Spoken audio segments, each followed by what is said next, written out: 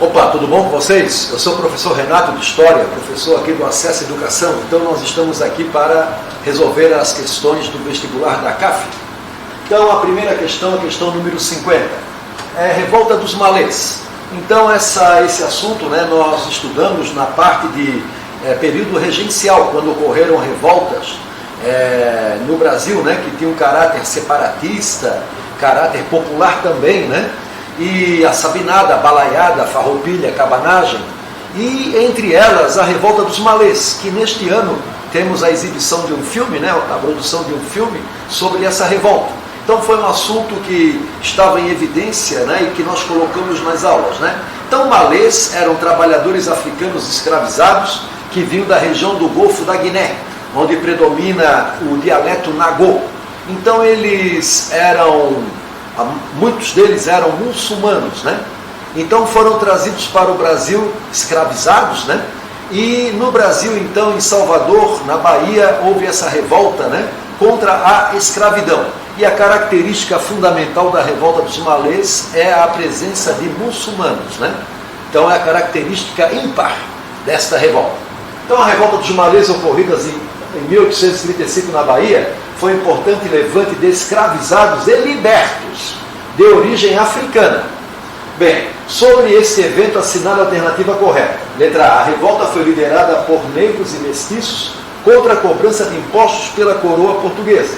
Bem, 1835 o Brasil não era mais colônia, para começar, Só aí você já descarta.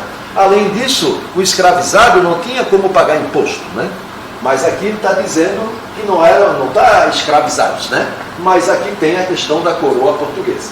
B. Os revoltosos eram majoritariamente muçulmanos que buscavam a libertação de escravizados e o fim da opressão religiosa, já que não havia liberdade religiosa, Então a população africana escravizada no Brasil, conseguiram manter as suas tradições assim de uma maneira de driblar a censura religiosa, e isso através do sincretismo religioso, que deu origem às religiões de matrizes africanas, afro-brasileiras.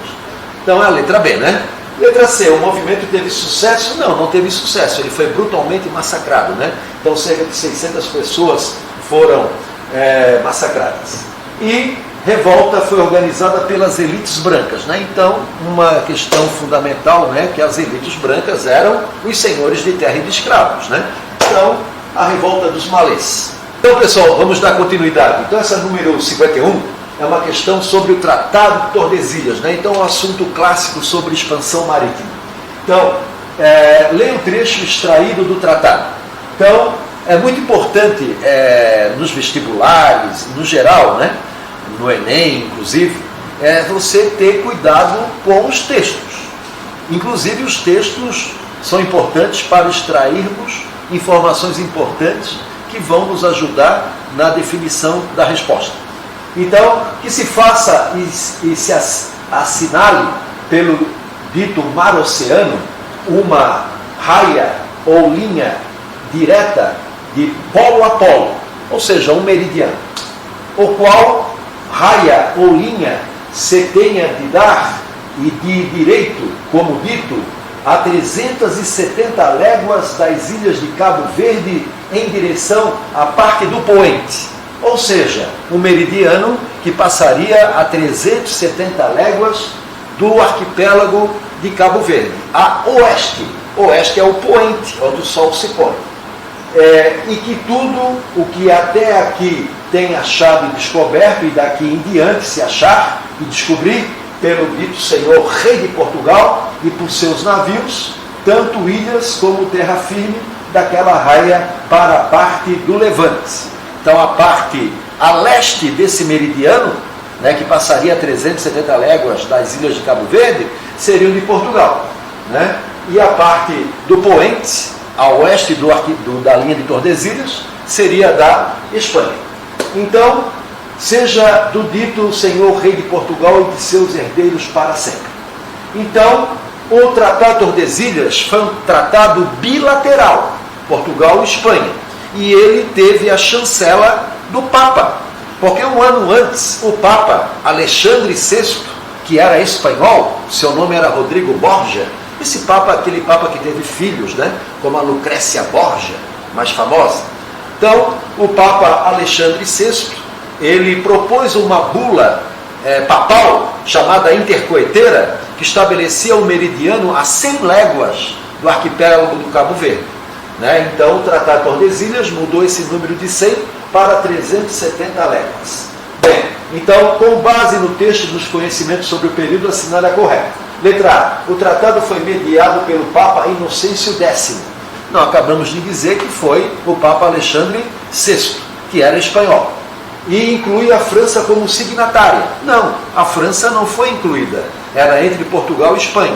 O rei da França, Francisco Valois, ele chegou a escrever para o Papa dizendo o seguinte: onde está, a vossa santidade pode dizer onde está, no testamento de Adão e Eva, que o mundo é de Portugal e Espanha? Claro que ele estava ironizando, né? Letra B. O tratado estabeleceu uma linha imaginária a 100 léguas a oeste do Cabo Verde. Não, 370 léguas. É só interpretação do texto, né? 370 léguas. E entre Portugal e Espanha, e não Portugal e França. C. O acordo garantiu à Espanha o controle exclusivo do comércio de especiarias nas Índias Orientais? Não. O Tratado de Tordesilhas, ele foi mais benéfico a Portugal, porque garantiu quase todo o Atlântico para Portugal. Né? Então, o caminho para chegar no Oriente era contornar a costa africana. Então, todo o continente africano, segundo o meridiano de Tordesilhas, era de Portugal. E contornando a África, Portugal tinha o caminho das Índias. Importante dizer que Vasco da Gama chegou na Índia em 1498. Esse tratado é de 1494. 2 anos antes, 1492, Colombo chegou no Caribe, as ilhas da América Central. Então, é a letra D, né? Ah, não, faltava a letra D. A linha Tordesilhas foi criada para evitar conflitos entre Portugal e Espanha, para estabelecer um limite entre essas duas potências europeias, né? Que eram as únicas que estavam realizando a expansão marítima. Aí logo em seguida entraram França, Inglaterra e mais tardiamente a Holanda, que não aceitaram esse Tratado de Tordesilhas. É bom lembrar também que a Europa, que o Papa, né? Eles não levavam em consideração os povos que viviam nessas terras, né? Bem, pessoal, questão 52. Então, a questão 52 fala sobre a Constituição de 1824, né? Então, um assunto que completou agora, recentemente, 200 anos. Então, a Constituição outorgada. Então, a palavra outorgada significa que é imposta, né? Lembrando que as Constituições ou são promulgadas, quando é elaborada por uma Assembleia Constituinte, ou outorgada quando é imposta pelo mandatário, né? Um imperador, um ditador, por exemplo. Então, a Constituição outorgada por Dom Pedro I estabeleceu as bases do Estado Nacional Brasileiro durante o primeiro reinado, ou primeiro império. Sobre os direitos previstos nesta Constituição, assinale a alternativa correta. Então, letra A. Instituiu um sistema eleitoral que excluía a maioria da população, contendo critérios de renda para votar e ser votado. Sim, era o chamado voto censitário.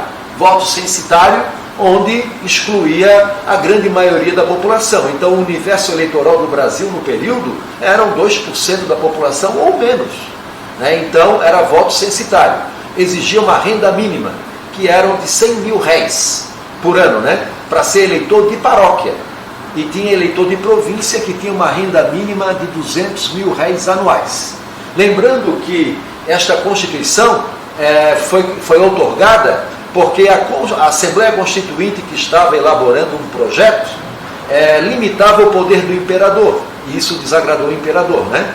Então, o projeto constitucional, que não foi aceito por Dom Pedro I, foi apelidado de Constituição da Mandioca, que nunca chegou a ser uma Constituição. Foi um projeto rejeitado por Dom Pedro I. Então, é o voto censitário. Agora vamos ver porque as outras, né, estão erradas. Então, garantiu o voto universal e direto. Não, era voto censitário e indireto. Né? Então, o voto direto para os mandatários, né, foi instituído no regime republicano. Bem, letra C. Estabeleceu o catolicismo como religião oficial. Está correto. O catolicismo era a religião oficial. Mas permitiu liberdade de culto em espaços privados.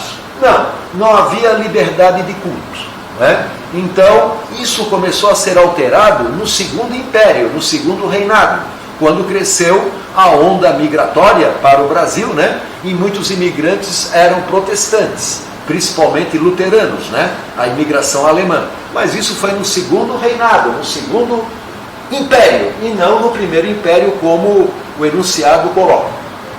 E letra D, aboliu a escravidão. Não, a escravidão foi abolida lá no final do Segundo Reinado, em 1888. Então, Dom Pedro II estava viajando, né, estava na Europa, e como chefe do Estado brasileiro, sua filha, a princesa regente, Dona Isabel, de Orleans e Bragança, vai sancionar a Lei Áurea, que foi aprovada pela Câmara dos Deputados, né, da Assembleia Geral do Império. Então, excluímos, né, todas as alternativas, B, C e D, né? Então, a letra A é a correta. Então, vamos para a questão número 53. Então, temos aqui a história da ciência, né? Então, a prova de história, além de questões assim, história geral, história do Brasil, com eventos, revoluções, guerras, né, que predominam nas provas, né, revoltas, revoluções, guerras, questões econômicas também, mas a história da ciência também apresenta-se, às vezes, né, com alguns nomes renomados, né, na história da ciência. Então, Marie Curie, ela era uma cientista francesa, né? Seu esposo, aliás, que também era químico, então eles estavam estudando a radioatividade, né? E o seu esposo faleceu tragicamente, ele foi atropelado por uma carruagem, né? Mas ela continuou os estudos, né? E foi uma grande cientista, né? Que ganhou o prêmio Nobel, inclusive. Então, Marie Curie foi uma proeminente cientista cujas descobertas no início do século passado, século XX, contribuiu de forma significativa para a medicina. Então, considerando o contexto histórico mencionado, assinale a alternativa correta. Letra A. Ela descobriu a penicilina. Não, quem descobriu a penicilina, se eu não me engano, em 1929, foi o Alexander Fleming, né? Então, aí tem que ter conhecimento, né, sobre um pouco de história da ciência, né? Então, a penicilina, ela foi descoberta no final dos anos 20, né? 1929. Então, ela é do início do século passado, né? Então, B. Com suas descobertas, ela desenvolveu o equipamento para a realização do raio-x utilizado na Primeira Guerra Mundial. Não, isso foi posteriormente, né? Em pesquisas com seu esposo, Pierre Curie, descobriu o elemento rádio, que mais tarde passou a ser utilizado em tratamentos para matar células do tecido doente, né? Combate ao câncer, né? Então, a questão da radiologia, né? Então, ela é a fundadora da radiologia. E, apesar de ter realizado importantes descobertas, Marie Curie não teve suas contribuições reconhecidas em vida. Sim, ela foi reconhecida, incluindo ser reconhecida pela Academia de Ciências do Reino da Suécia e Noruega, ainda na época, né? Que detém a questão do prêmio Nobel, né? Já que Alfred Nobel, que inventou o TNT, a dinamite, né? Criou esse prêmio para premiar as pessoas que defendem o progresso da humanidade, né? Então, pessoal, vamos para a questão número 54. Então, uma questão relacionada à Renascença, ao renascimento cultural, né? Que foi um renascimento científico, artístico, literário, né? Que ocorreu entre os séculos XIV e XVI. Começou na Itália, mas se espalhou pela Europa Ocidental, sobretudo. Então, o estudo da anatomia humana passou por uma significativa transformação durante a Renascença, o Renascimento, tornando-se um marco para o avanço da medicina. Então, sobre esse período, assinale a alternativa correta. Então, no Renascimento científico, tivemos Miguel Servet, André Vesalio, né, que foram médicos, biólogos que estudaram a anatomia humana, a circulação sanguínea, né? Então, letra A, os estudos anatômicos baseavam-se sobretudo nos textos medievais, sem a realização de dissecações práticas. Não, o corpo humano era dissecado, né?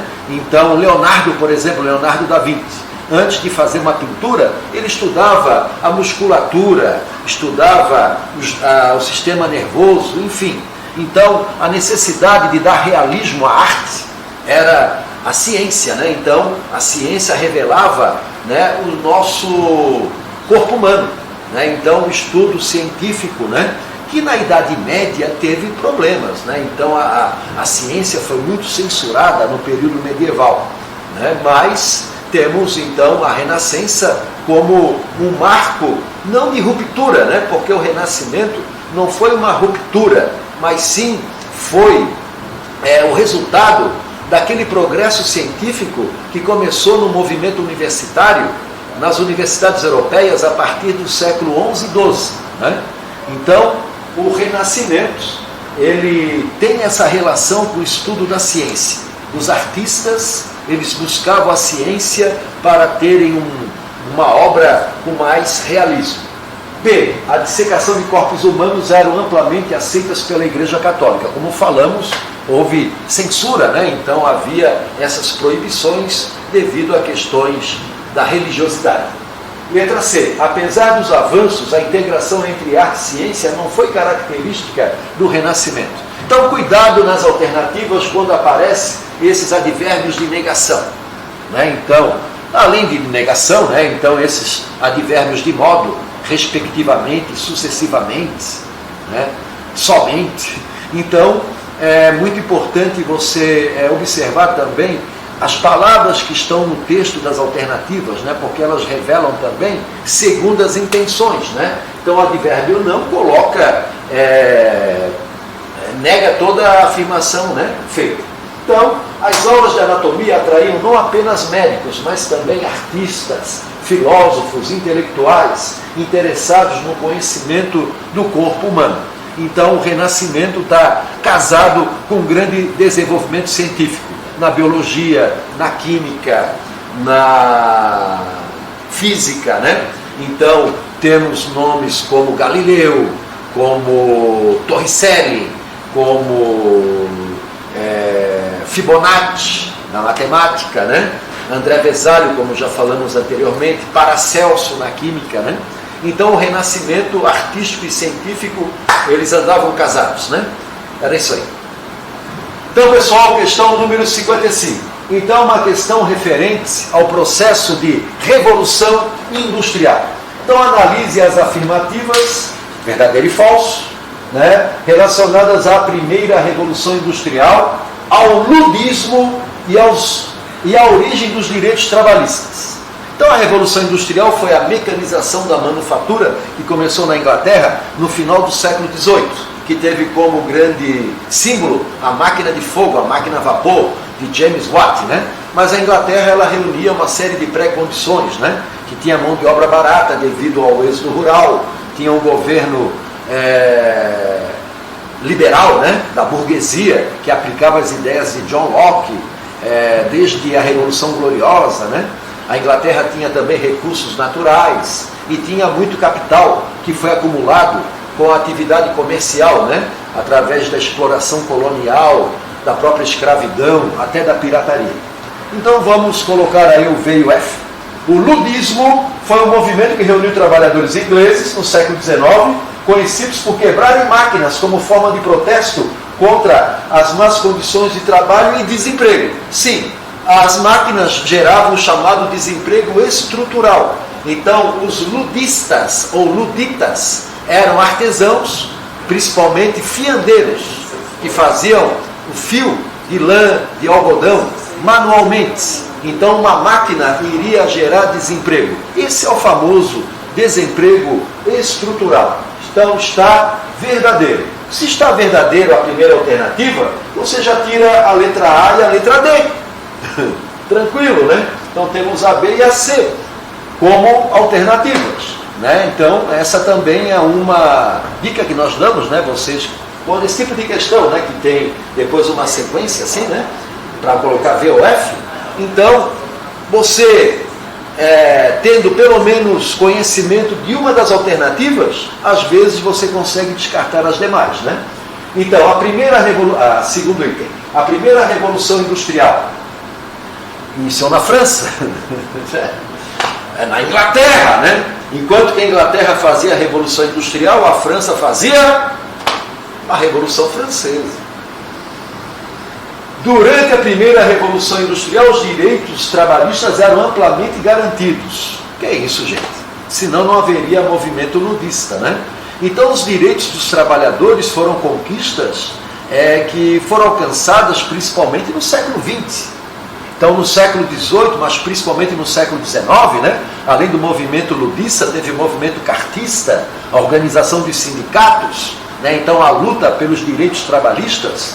Então, o dia 8 de março, Dia Internacional da Mulher, e o 1º de maio, Dia Internacional do Trabalho, estão relacionados às lutas dos trabalhadores no século XIX por direitos trabalhistas. Então, também está falsa, né? Então, já temos aqui a letra B, né? Então, a criação das primeiras leis trabalhistas na Inglaterra, como o Factory Act de 1833, foi uma resposta às pressões sociais e às péssimas condições enfrentadas pelos trabalhadores. Então, como falamos anteriormente, após o movimento ludista, teve o movimento cartista, onde os trabalhadores faziam abaixo-assinado as cartas do povo, endereçados ao parlamento, pedindo então leis que regulamentassem, por exemplo, a questão da jornada de trabalho, que era exaustiva, né, que era extremamente cansativa, né, que deixava o trabalhador esgotado, né? E o movimento ludista é considerado um precursor das lutas sindicais modernas, mesmo não tendo conquistado as melhorias imediatas significativas. Sim. Então, o ludista marca o início dos movimentos de lutas dos trabalhadores, né? Organizando-se em associações que vão dar origem aos trade union, né? Aos sindicatos.